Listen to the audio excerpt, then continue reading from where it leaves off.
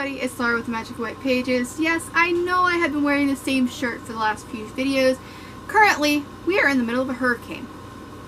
So I decided I was just going to pre-record a bunch of stuff and get that all done while I am stuck in the house and stuck inside. So after I'm done recording, which hopefully this will be the last time you see me in this shirt, I will be reading and marathoning. So that brings us to the topic. What am I currently reading? Starting with the third book of the series of unfortunate events, I am currently reading The Wide Window, which is the third book in the series. I had to borrow it from the library because I was too slow to get the used one that I saw at Second and Charles this past couple of weeks, and they sold it already, and I was really upset because I really wanted to, and I'm a little concerned because neither of my libraries that are in my area have the fourth book, so I don't know what I'm going to do. I might end up having to buy it offline. And I don't really want to have to if I don't have, don't want to if I don't have to, because I'd rather get it used if I can, but I can't really do that.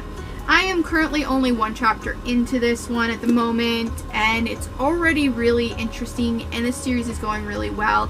It also makes a very appropriate read for October, plus I really want to complete all 13 books before the Netflix series gets put on Netflix, obviously. Another book that I am currently reading is actually called Shuddered. I actually got this book off a book outlet a while ago with the intentions of reading it after seeing it on Naya Reads and Smiles channel because it was a nice little creepy read. I have not heard anybody talk about this book. I've seen a lot of people haul it just like I did in a book outlet thing and be like, oh, this sounded really good, but I have not seen anybody read it or talk about it. Guys, I feel like this book is highly underrated. I am 100 pages into this book. I started off reading it a chapter a night for the first 3 nights, and then I read 5 chapters, and I was just like, oh my goodness, this is so good. This follows the story of Michelin Hessling, and she is actually a tetro, I believe. She can see auras and emotions and things of like different paranormal figures. But my favorite part of the way this is done is it doesn't feel so paranormal so much as post-apocalyptic, dystopian type of world thing, more like post-apocalyptic. It's like these creatures are considered like the aftermath of like a disease rather than so much being like something glamorized. So like werewolves, vampires, poltergeists, ghosts, entities, and things like that. They're all considered like a type of like byproduct of a type of like sickness, and they actually have a treatment for certain things. If you get treated within a certain amount of time space, they can actually treat some of these like bites. Zombies, that's another one. So it's like I'm not actually a huge paranormal person. It's just got to be done a certain way for me to really like it. I don't like it to be really extremely romanticized, but the fear factor in this is absolutely amazing.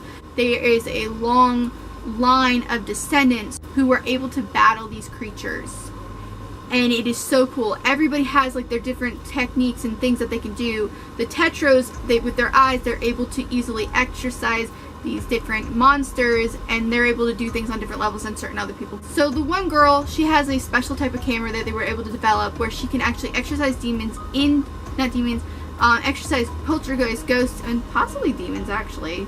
I don't know, I haven't gotten that far. Into her camera lens, onto her film, using a special type of lens that is made out of quartz. And it's just like there's so many different thoughts and stuff that goes into it, and I'm really loving it. I will admit though, for the first couple of pages, I really didn't feel like I had very much of an interest, because the way that this book does, it just throws you into it under the pretense that you already know what's going on. I do not like when that does that with books. I had the same feeling when I first started reading the Raven Boys cycle by Maggie Stiefvater, where it's just like suddenly you were supposed to know stuff that you didn't understand. And that is how this book is a little bit, but things do start to get explained as the book goes along. Please read it. It is a great read, especially for October and this time of year. In keeping with the theme of the year, of the time of year that we are at this month, I am also currently reading The Monsterologist by Rick Yancey. Oh my goodness, this book so far, I am actually only like 30 pages into it. 30, 35, somewhere in there.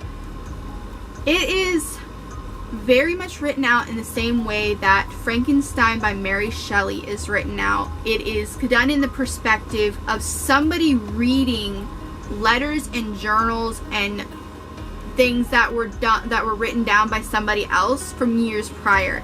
And I love that. That was one of the things I really loved when I was reading Frankenstein by Mary Shelley. If it's something you didn't enjoy, then you might not enjoy this. And it is very much detailed in like the grotesque things that are going on and things that's going on.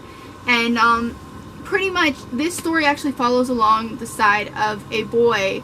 A young boy is like going throughout his life, not just as a young boy, but it goes throughout his entire life, working with this guy who is a monsterologist, and he studies in different creatures, and he does a lot of very creepy stuff. Oh, would you looky there?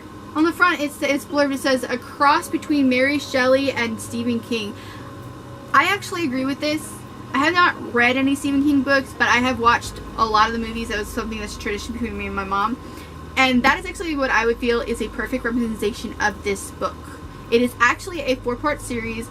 There is 4 books in the series, and I'm currently reading this, and it is good, but if you can't handle Stephen King's and very graphic gore, you might not like it. If you are looking for something in a similar way, this is really interesting. I personally am really liking it.